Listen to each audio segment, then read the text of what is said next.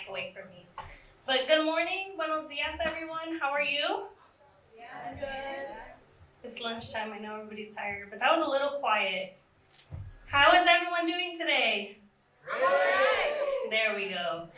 So thank you all for gathering here today to honor a remarkable man who not only changed the course of history, but also touched the lives of countless individuals. My name is Jasmine Quinones, and I'm the Director of Student Success and Equity here at Porterville College. Today we celebrate Cesar Chavez, a leader whose deep roots in the Central Valley of California have shaped his legacy in ways that continue to inspire us all. So this all happened in our very backyard. A lot of the work that was done in Delano, I know there was a march yesterday and a protest that have been happening up and down the state throughout the last couple months. So before we dive into today's reflection, I'd like to take a moment to express my heartfelt thanks to the incredible team who helped bring this event together.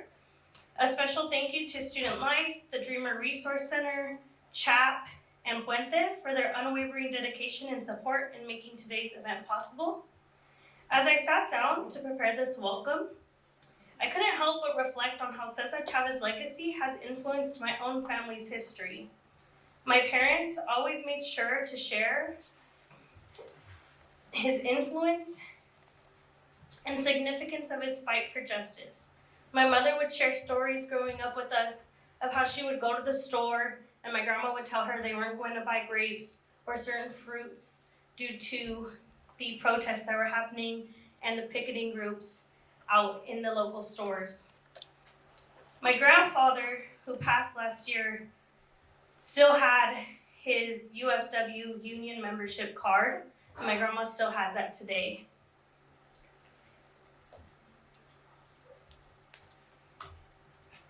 So, Cesar Chavez was born on March 31st, 1927 in Yuma, Arizona.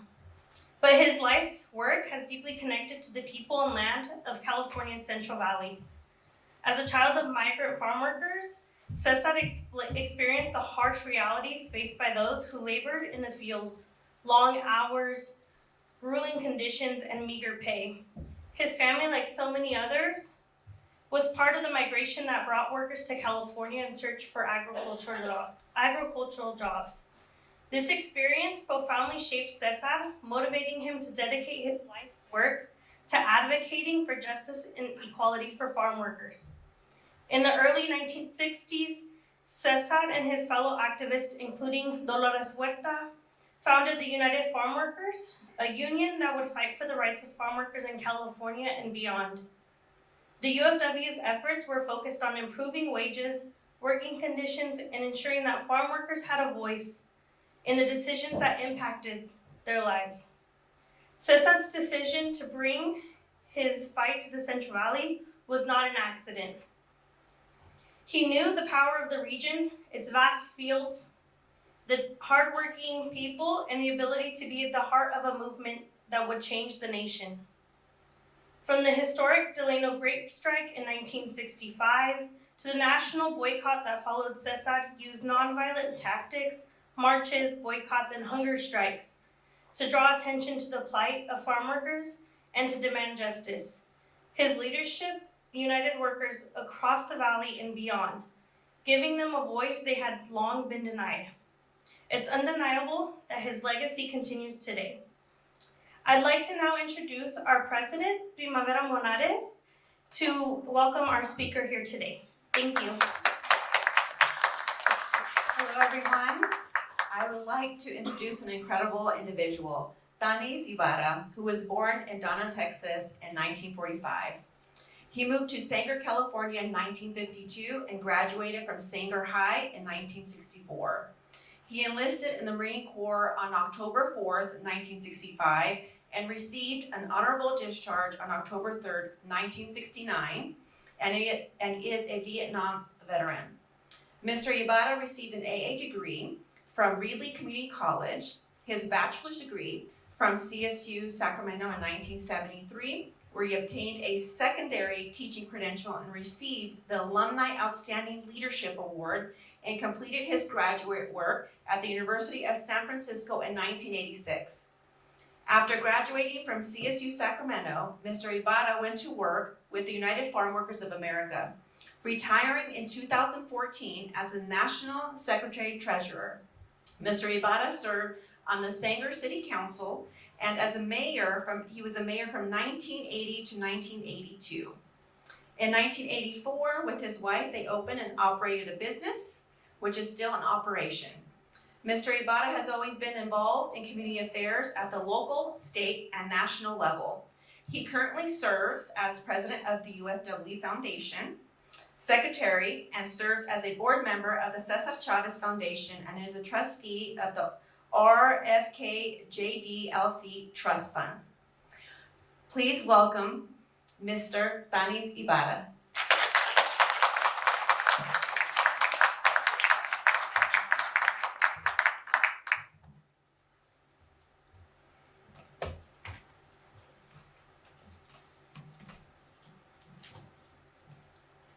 Good morning. It's still morning. Good morning. Yes. I'm a little rough. I haven't done any public speaking in quite a while. I've sort of been laying low. I'm going to ad-lib right through the whole thing. I didn't bother to prepare anything. I said, I just like to ad-lib and things pop into my head and I talk about it, right? But before I get started, I want to thank Mr. Roberto de la Rosa, Jasmine, of course, your president, for giving me the opportunity to speak here. Jasmine mentioned, Cesar's, history, right? And a lot of folks saw him as a labor leader, but he was really more than that because he was also a civil rights activist. He is probably the one person that we can identify and say who was the catalyst for the Chicano civil rights movement, right? And as part of that whole process, I think a lot of folks sort of seeing what he was doing with the farm workers began to launch their own movements in different parts of the country. And as far as that went, Cesar became a mentor, not only to those of us that were working with the farm workers, but he also became a mentor to folks like Jorge Gonzalez, who was heading up Crusade for Justice in Colorado, or Jose Gutierrez, who was heading up La Raza Unida Party in Texas. Those are just two, right? But he was there for anyone who needed counsel or advice or support. I mean, you even had people like Reyes Tijerina out of New Mexico, right? Who came to see Cesar and Cesar said, Reyes, no violencia. Of course, Reyes didn't really take that one in, huh? But anyway, he also sought Cesar's counsel. Cesar was a very simple man. He was very humble. And to me, having worked with him for so many years under his direction, he was an individual who, how would I say? He never saw anything wrong in you. He felt that anyone could accomplish anything if they really wanted to do it. In the early days, a lot of the folks that worked for the movement were farm workers, folks who had no education. And, we had a friend who just passed away, who Cesar put in when we developed the RFK medical plan. Ralph had no experience in anything dealing with medical plans, but yet Cesar put him in charge, right? And he says, you can do it. You can do it. And he did. Ralph ran the medical plan for many years until we had enough funds to where we could really hire an experienced fund administrator. So this was the kind of person that Cesar was. He mentored everyone. I myself remember, and I had a college degree, right? But I'd never really been involved in collective bargaining. To be honest with you, I didn't even know what it was, to be honest with you, right? And then Dick comes up and he says, I organized a company in the Fresno County area, big tree food company. And he says, okay, you got him, now go negotiate the contract. Negotiate a contract? What's that, right? So anyway, go do it. I took out the book, started reading, learning, and we negotiated probably one of the first tree fruit contracts in Fresno County, which brought a lot of benefits to workers. So as life goes on, and we go our work with the union. I remember one time I made a mistake, and I go to Cesar, like basically my tail between my legs, right? And I go and says, metí las patas, right? I made a mistake. And he says, what was it? So I told him. He says, well, what'd you learn? I don't know. He says, that'll be a mistake you'll never make again. And that was it. Case closed. Right? But again, that's the kind of person he was. When we look at Cesar's life, we know he did fasting, right? The first fast in 1968 because of violence. We were in the strikes and workers were getting frustrated, and they figured the solution was using violence. Well, the violence started and Cesar went on a fast, right? Until the workers completely came to him and says, okay, you win, no more violence. But he was involved in 3 major fasts, one in 68, one in 72, which dealt with boycotts, and then the one in 88, which dealt with pesticides. Back then we were facing what was called the McFarland Cancer Cluster. A lot of children in the area were being born with cliffs, cancer, and all kinds of different cancer issues. And it all had to do with pesticides. So Cesar did a fast to bring attention to the dangers of pesticides. Over the years, we have targeted the 5 most dangerous pesticides that are applied in the fields. And over the years, we eliminated all 5 of them. Not all at once, did one, then we did another one, but eventually we eliminated all 5 pesticides, which were creating a lot of problems for farm workers. A little bit about the history of the birth of the UFW. As Jasmine mentioned, the National Farm Workers Association was started in 1962 by Cesar after leaving the Community Service Organization because he wanted to organize farm workers and focus on that particular issue. In 1965, when the Filipinos walked out of strike in Delano, Cesar said farm workers aren't ready yet to strike. But the Filipinos were out. Cesar knew that there was no way that the Filipinos could win the strike on their own. So the workers, whether the National Farm Workers Association, Cesar's organization, voted to join the Filipinos. Out of that came the merger of the NFWA and AWOC, which was the Association of Agricultural Workers. They were all Filipinos. So out of that, you came up with the United Farm Workers Organizing Committee. The Filipinos were already part of the AFL-CIO, the branch of the labor union, right? So that brought us in there too because of that. In 1970, I believe it was 1970-71, we became the United Farm Workers National Union. Oh, now we got a national title, right? For whatever that meant to us at the time, which probably didn't mean too much. And then in 1973 was a year that the Teamsters Union raided the UFW contracts. We were sitting in 1973 with 100 plus thousand members. And in one day, we went down to practically 100, right? And it was because of the Teamster raid on farm workers, which is still seen as a real black mark in labor history. In that same year, in 1973, the UFW had its first constitutional conventions where we actually, wrote a constitution and elected officers again. That convention was held in Fresno, at the Fresno Convention Center. To me, this day, I always talk about that because to see over 1,000 farm workers, sitting down in a convention, deciding rules, policies, direction. To me, it was just awesome, right? Because I was still a pretty young kid back then. I'm not an old fogey like I am now. But I remember Cesar being a teacher all the time. He was always teaching. He says, of course, a lot of this happened in Spanish, right? We're going to learn about Robert's Rules of Order, okay?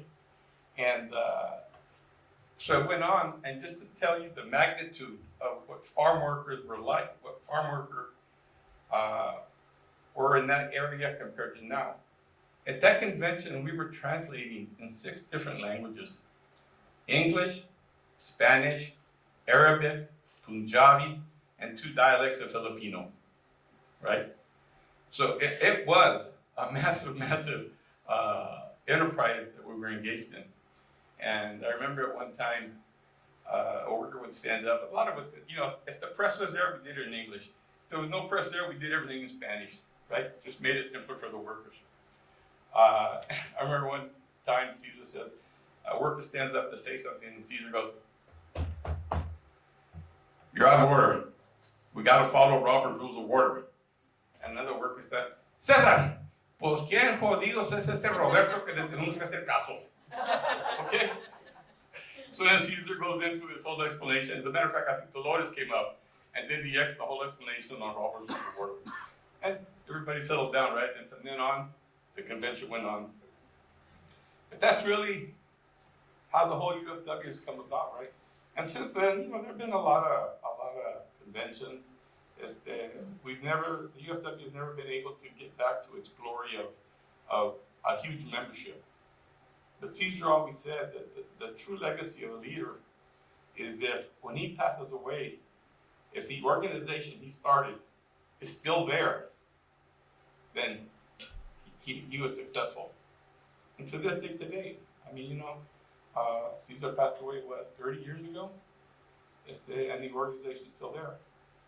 Artie Rodriguez became president of the union. He retired in 2000, I think it was 2000. The union is now headed by Teresa Romero, right? And they're still there. And they're still creating change. You don't hear through the 60s, the 70s, there were a lot of strikes, right? You don't hear about that anymore, right? But that's because we took a focus on looking at legislation, right? How do we create change through legislation? We can have a collective bargaining agreement that says workers have to have water in the fields or they have to have shade. But the only ones that are protected are those workers that are under that contract. So that's why we focused on legislation.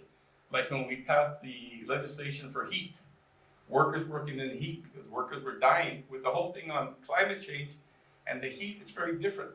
So workers were dying, right, in the fields because of the heat. That legislation did not only affect union members who were farm workers, but it affected every farm worker in the country, in California. Not only farm workers, but it also helped workers like those in construction or all those other workers who worked out in the fields or out in the sun. So over the years, we've gone into just focusing on legislation and trying to create change that'll better or improve people's lives. A little bit of stories about how things change with time. I'm sure that when Cesar did his march in 1966, I wasn't there, right? They encountered a lot of problemas, right, on the road, especially not having any money. And the entire march from Delano to Sacramento happened because of all the volunteers in the different communities. In 1975, we were involved in a fight with Gallo Wines. We were boycotting Gallo Wines. I did a march from Fresno to Modesto, and we were going to wind up with a big old rally in Modesto against Gallo Wines and bring attention to the plight of farm workers. And when I talk about change, when we went through some of these towns, and I'll mention like Atwater, which is right outside of Merced. Jesus, we went through that town marching. They were throwing rocks at us. They were throwing bottles at us, right? But we had to make sure that nobody got out of line, and we maintained Caesar's philosophy about nonviolence. But we'd make it through some of these towns. 1994, Arturo Rodriguez, president of the UFW, Cesar had passed away a year before. We decided that we were going to retrace Caesar's march from Delano to Sacramento. Wow, the difference from 66, 75 to 94. We go through some of these towns and, whoa, you got mariachi waiting for us at the beginning of town. We got police escorts, right? And even when we went through Atwater, where they were throwing rocks and bottles at us, man, at that town we were met with mariachi, right? So it just shows you the kind of momentum that the organization has created and the type of support for the organization. So a lot of this stuff, it's just gone on, right? I mean, people are so overwhelmed with what Cesar did throughout his life. Hundreds of schools have been named after him, roads, highways, colleges, educational centers. And it's all about people paying respect to a man who has a legacy that I think we can't forget about what he did for farm workers, for immigrants, and everyone else, right? Because he impacted a lot of people. When Jasmine talked about the Great Boycott, right? There were 17 million people in the U.S. who stopped eating grapes just because of Cesar and the movement he created. I have a sister who had 2 children, right? They were little, probably one was 5, one was 6, and they're having breakfast. They're eating cornflakes, right? I think one of them had raisins in there, right? The youngest one tells, Mom, Marisa's eating grapes. Look, she's eating grapes. She's gonna die. No, mija, she's not gonna die. But those are raisins. But she doesn't know yet, right? By then the Great Boycott was off, right? So it didn't matter. But look at kids at that age, right? That were already impacted by what they heard and the activism of their parents.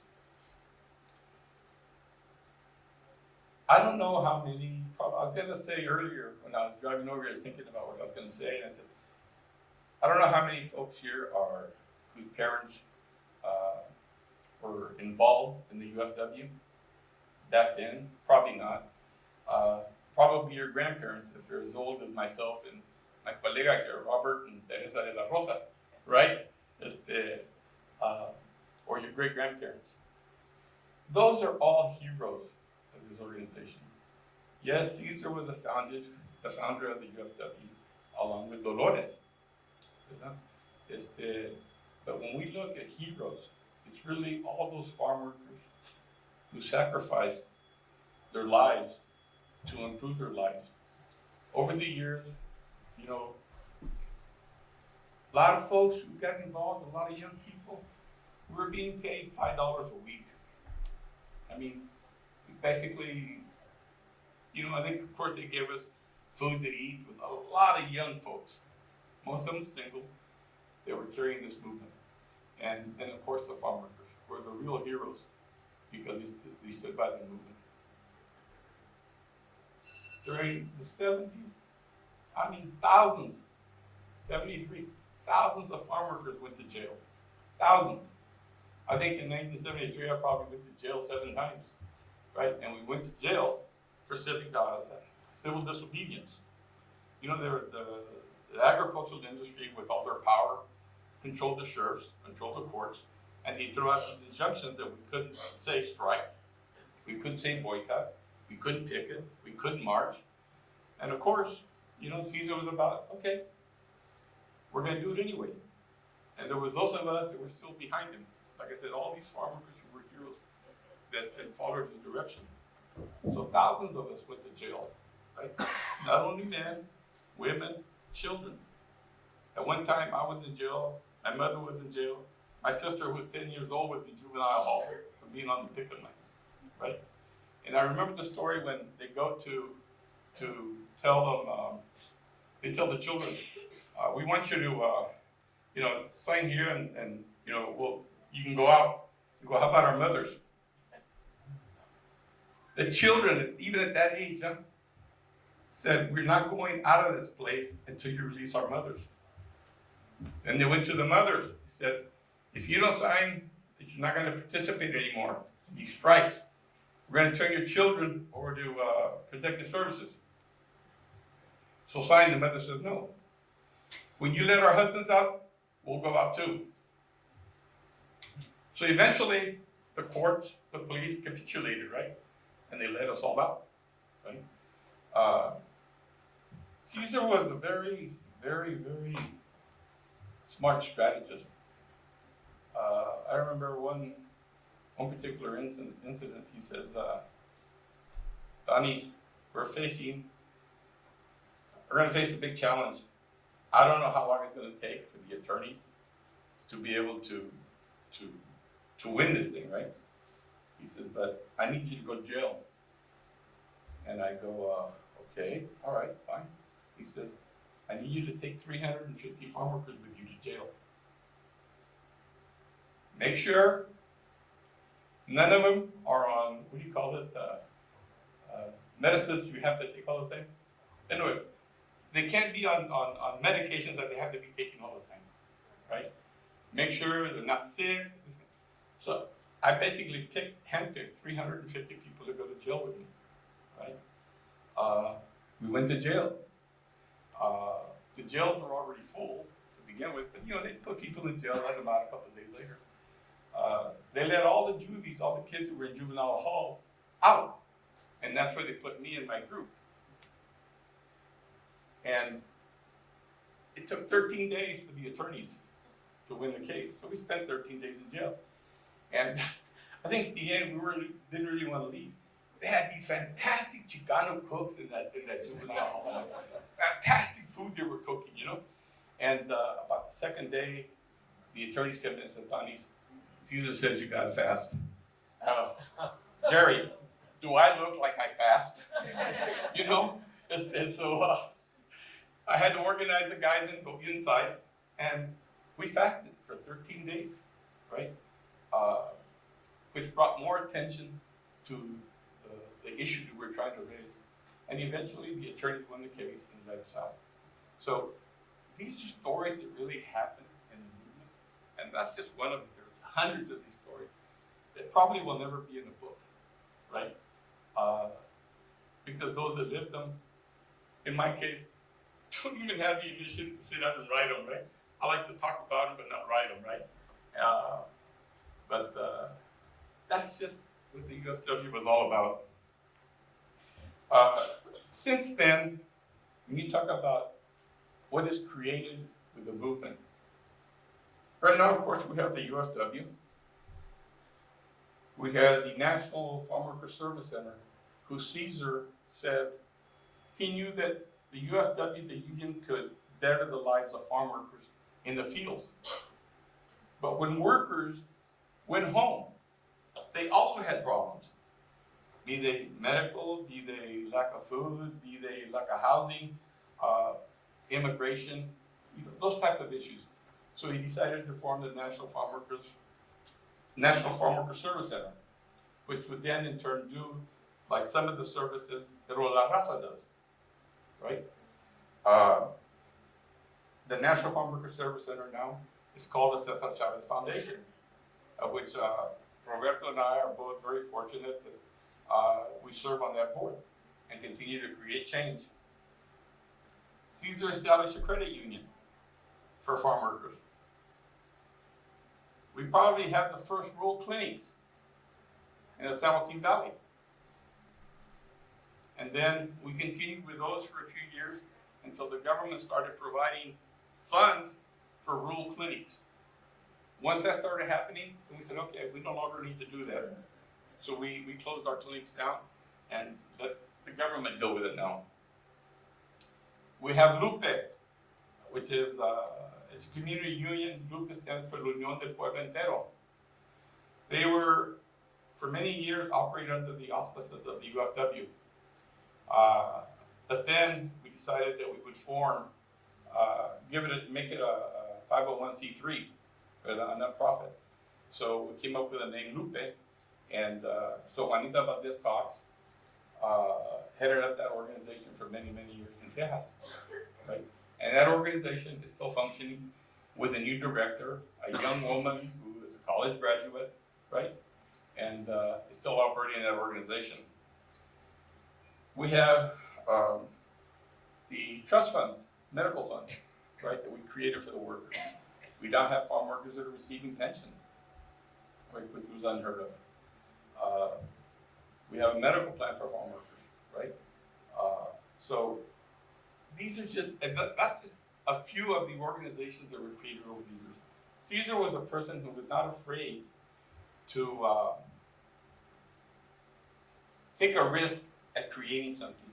I think one time we did a tally of different things Cesar wanted to do and try. I came up with a list of about 200 things. A lot of them never panned out. Some of them did. But it just goes to show that he wasn't afraid to create change. He wasn't afraid to take a risk. Okay? Which I think what inspired a lot of us to continue with the same philosophy, right? Go to jail, okay. How long? I don't know, okay, right? It's just that we believed in it so deeply. And I think now, especially with what we're facing now with the current administration, I think we really need to look at what's happening, and we need to continue to follow the teachings and examples of Cesar. We need to continue to stay together, to speak as one, and continue to fight. There's, what did I say? Well, we just have to continue. I think Cesar would say, keep learning, stay active, and stay united. And that's the way we're going to come out ahead. We start getting divided and begin thinking about other things that we should be doing. That's where we have to stay focused on. If not, we're in for a lot of trouble. Whatever damage is created in this current administration, it's going to take years to repair, right? So we have to continue working. We need to continue to be active. We need to continue to fight for worker rights, immigrant rights. That's just where we're at now, and we have to continue. And it's up to you, young folks, who are still in school, that will continue that fight. Speaking for myself, I don't know how many more years I'll be around, right? I'm 79, but I'm still active, right? I don't quit, I don't give up. My wife said, I thought you were gonna retire. I did. I retired from working with a paycheck. Now I work for nothing, but it's just to keep going. And I think that's what drives people like myself and Roberto and Teresa, ¿verdad? To continue working. There's been so many changes made over the years that we can't afford to lose them. So anyway, thank you very much for giving me the opportunity. I think my 20 minutes are up. Más acuérdense, sí se puede. Sí se puede. Thank you.